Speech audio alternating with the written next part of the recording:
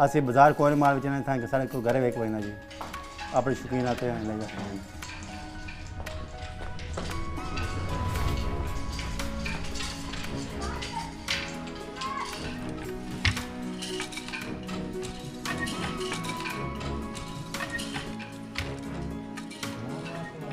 मेरा नाम जी मोहम्मद यासिन है जी। तो मैं बचपन तो अपना काम यही करता, मेरा अबू मेरा काम करते, मेरा दादा काम यही करता सी।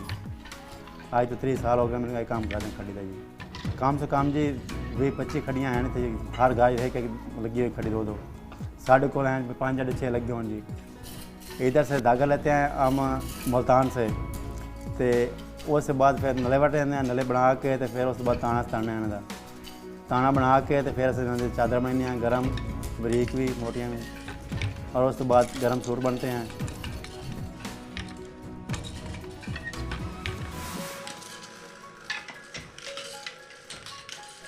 साड़ी पसंद होती है पे असं पान बनाने खूबसूरत करते अच्छा करते आप जने तो किसी पसंद आया कि ना आया जी वो सू आर्डर दे दें, फिर उस हिसाब से बना देने जी। ज़्यादातर बादामी चलता है और उसके बाद बोस्की आ गया जी, सुरमई आ गया, स्लेटी रंग हो गया जी। ज़्यादातर ये रंग कलर से चलते हैं।